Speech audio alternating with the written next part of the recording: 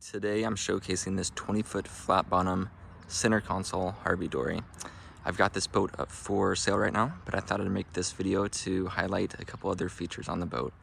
So what I'll do is I'll just go ahead and walk around the exterior. Everything on this boat has been redone. There's not an inch of it that has not been replaced or fully restored.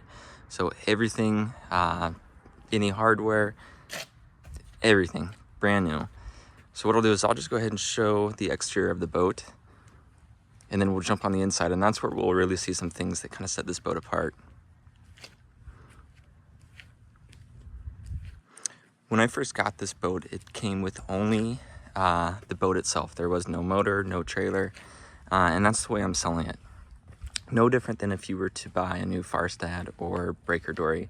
You're getting the boat itself, but I am willing to help transfer it, deliver it to you if that's necessary.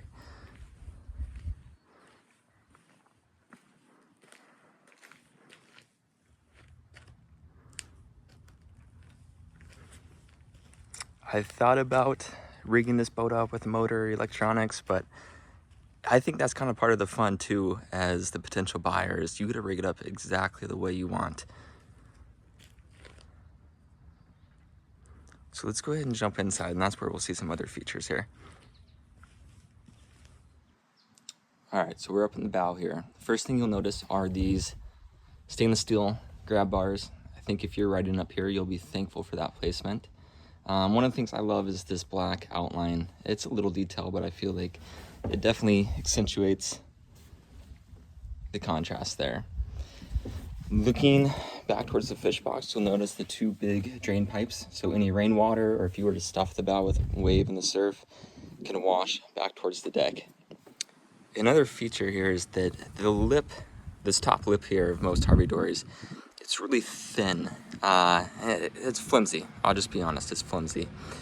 One of the things I did is I beefed it up, and I did it for the sole purpose of, for this rub rail here, I wanted something to screw into because I did not want to use rivets. And it worked out great. And not only does it look a lot cleaner, but it just gives the boat a much beefier, stronger feel. Another big thing we have to highlight is this floor. You know, this is kind of like the sea deck flooring. I'm happy with the way it turned out. I really like the contrast between the white and the gray. Previously, this boat had a gray interior with blue and black flicked gel coat in it. Nothing wrong, but I wanted a cleaner look, and so I think this provides that. All right, looking at the fish box here. First thing you'll notice is this stainless steel hardware. Also the non-skid on top. So if you're climbing up to the bow on a rough sea, you got a little bit of footing under you. As we lift this up here, one thing is we've got this center barrier.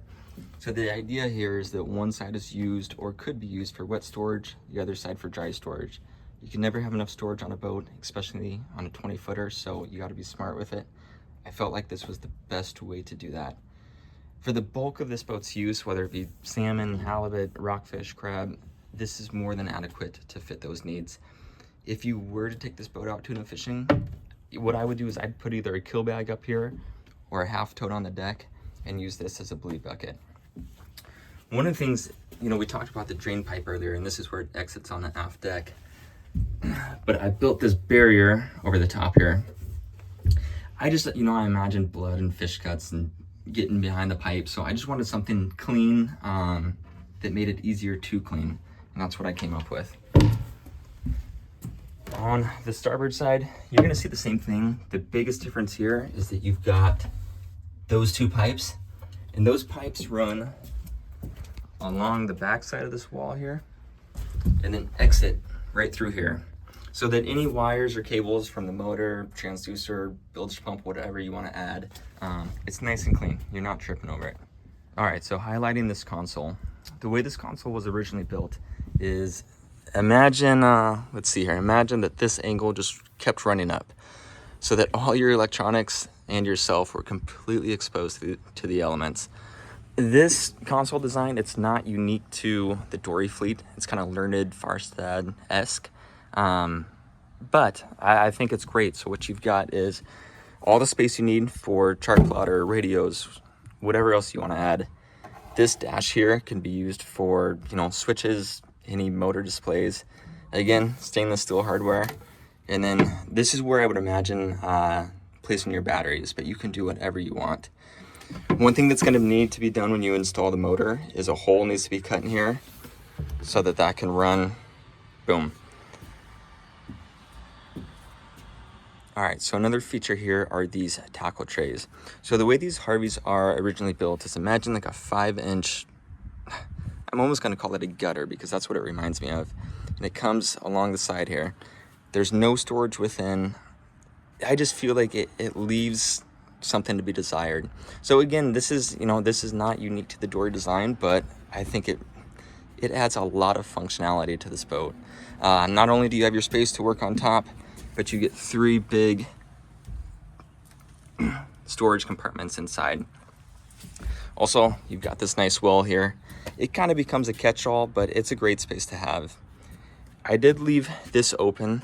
Obviously you've got a seat here, but I gotta tell you, this is an awesome seat and you get a nice little backrest with it. As I'm sitting here now, you kind of get the best seat in the house. I do have these oar locks here. Hopefully you never have to use them, but they're nice to have.